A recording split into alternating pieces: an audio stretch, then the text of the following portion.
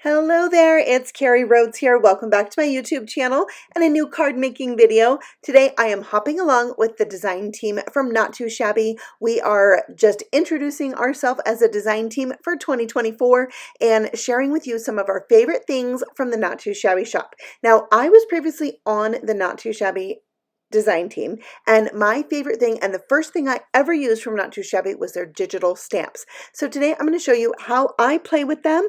I am using the digital stamp inside my Cameo Silhouette, and here I am going to cut out the image from this kind of sheet. You could just print this out like it is, color them, cut them out, but I'm going to design with them. So I traced around this. You can slow this down and watch my little movements there, but I increased the threshold and then traced it and detached it. So if you're really interested in doing this inside Silhouette Design Studio, you can check out all the things.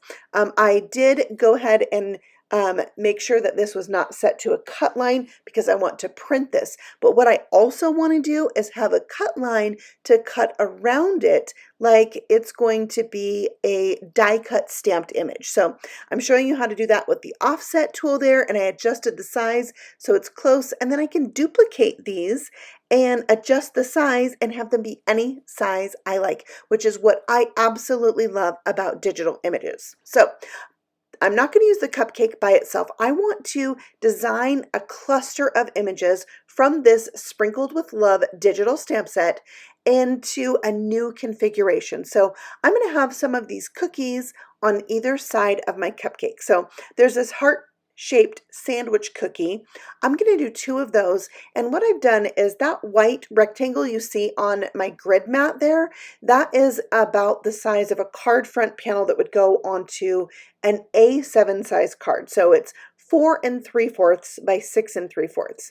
And you can see once I size things, I can duplicate them, I can stack them, I can send them to the front, send them to the back, and just resize everything. So I know it's going to fit on this panel really well. Then I can group all of these images, I can offset them, and I can have this be one image that I trace around and have my silhouette cut it out for me. So I'm going to be able to print this and cut it out. I can also flip this so it's like a mirror image, and then I can have it going both ways.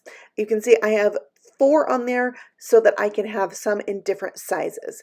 I'm going to print this out, and it prints out those registration marks. So then when I load it into my silhouette, as you see here, it will find those registration marks and then be able to cut it out. So it's pretty fun. I just wanted to show you that's how I play with it. And you can see that I have this like configuration of these stamped images, these digital stamped images, and it is so much fun. So this is pretty big in size, which I love, and I'm going to color this up with my Copic markers. Now, I have a HP printer. It's not a laser printer, but I don't have any trouble coloring out my printed images for digital stamps with my Copic markers. Now, some printer inks, you may have an issue with yours, but I just don't. So I use some really like lightweight, cheap white cardstock. Like I buy it in a ream at Walmart, and that goes through my printer really well. It colors up with the Copics really well. So I'm going to color up these images in some like kind of bright but also pastel colors for I don't know, just a fun Valentine's type feel, maybe kind of inspired by conversation hearts.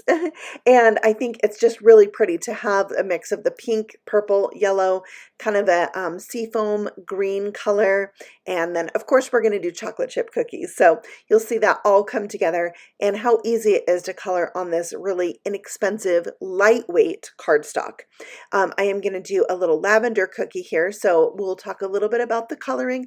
I'm really only using 2 markers for each section, so a darker marker and a lighter marker.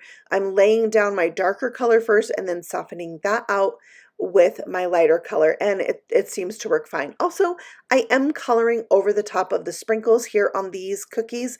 I thought I was maybe gonna like glitter them, but in the end I actually end up using my white gel pen. So either way, I knew it would be fine to kind of color over them. Also, sometimes I don't color all the way to the edge and I go ahead and leave a white highlight, and I really like that look.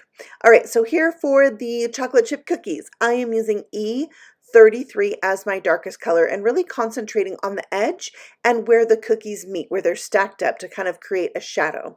And then for my lighter color, I have E31. So you can see I'm just kind of spreading out and making that darker area bigger, and that's going to soften out those edges and really blend it out. And you can always go back and add more of your darker color and blend it out some more until you get the look that you want. I'm using E77 for the chocolate chips, and then I have E47 that I'm using as the darkest color for my chocolate cupcake. Like, I don't usually like to eat cake unless it's chocolate. Then I'm using E57 for the lightest color and softening out that darker line and just making that area bigger until it reaches that cupcake liner. Now, I wasn't really sure what other color of frosting I wanted to do on top of my cupcake, so I just waited. And sometimes the idea will come to me, you know, what color I want to do as I color out the other things that I already have decided on. So I went ahead and did these red sprinkles. This is RV29. So it's kind of like a really intense pink, almost red. And I thought it was awesome for the sprinkles.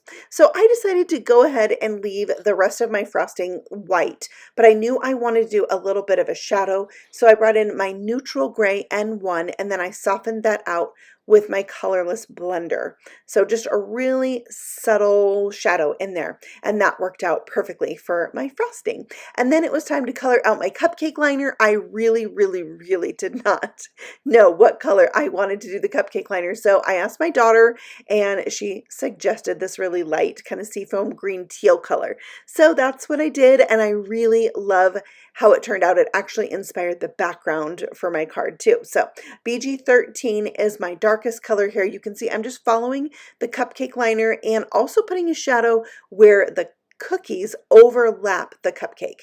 So I find these images really easy to color because they have a little bit of like shadow built into them with the way the images are drawn. So they're pretty easy to color. And then my lightest color here is BG11, and that's going to be really like have the lightest part, the highlight in the middle of that cupcake.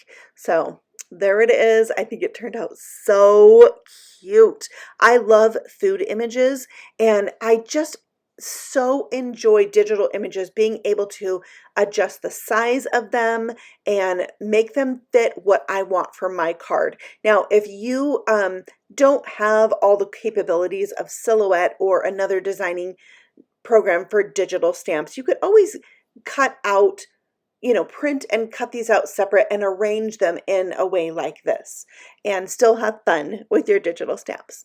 So the background of my card is that same size I was talking about when I was designing these images, and that is 4 3/4 by 6 3/4. So when I put this on my A7 size card, I am going to have a nice white border of my card base all the way around, because an A7 card is a 10-inch by 7-inch piece of paper scored at 5 inches and folded in half. So when I mount this onto my card, it will have a nice border, and I love a card with a border around the card front. Now, I did a Distress Oxide ink blended background with some salvaged patina. This is like my favorite color. And then I used a glitter pen to add some hearts in the background. And then for the bottom of the card where I had taped it, I tried to get it about the same width as this washi tape that looks like wood grain. It was a gift to me. I think it's so fun. I'm not sure where it's from, but I really liked it as kind of a table for all my sweets to sit on. And I know I have that white edge, but my images actually goes all the way past the edge of the paper, so it's going to cover that white edge. Now here I am cutting up little scraps of like lightweight chipboard because I want to raise this image up off of my paper, but just ever so slightly. I could use foam squares, but I think it would stand up too tall for that like washi tape base. And also it's super big, so I would have had to use a ton of foam squares. Okay, onto my image. I am doing the same thing I did before where I cut it from the paper. I showed you how to do that, and then I'm offsetting it. But I wanted to show you when I offset it and I change it to the size so that the cut line is closer to the words, sometimes you get cut lines in the middle there. And all I do is go over to the eraser and I erase those inside cut lines so I don't have to worry about it. And then I have an image that is like bubble cut. It's very, very cool. So this is what it looks like when it's cut out. I stuck it down with some thin foam squares and I really just didn't like it. So I peeled that off real quick, and I had also done a few of the other sentiments in this set. So I went ahead and used those, and I even did that same sentiment that I originally didn't like, that says, I love cookies and cupcakes, but nothing sweeter than you. I did it a little bit bigger, and I liked that one better. So that's another fun thing about the digital stamps, is that I could do multiples in different sizes and then see what works best for my card once I get it all put together. All right, so now I am adding some embellishments. These are some jelly drop hearts that I have, and I am using all different colors on here that kind of match the colors of my cookies and my frosting, and I think it's just a really fun addition. So I'm showing you the colors there on the screen. All of these are from Trinity Stamps. I have a lot of their embellishments, so I'm using them on here. You can see the pink hearts on this side, and I just think it's a fun way to embellish a card. I love heart embellishments in general, as you can see. Now I'm adding some clay hearts to the cupcake to look like kind of more 3D sprinkles, and I even added 2 more after I turned the camera off. Yeah, right there. So that is my card. Like I said, digital stamps is the very first thing I ever used from the Not Too Shabby shop, and so I had to share them for this hop today. All the links for the next videos from the other design team members are in my description box below, so if you want to see some more fun things from Not Too Shabby, please go check it out, as well as a link to the shop. You can go over there and shop. They have exclusive Not Too Shabby products, as well as products from lots of other companies that you know and love. Thank you so much for stopping by. I'll see you all very soon on the next video. Happy stamping! Bye!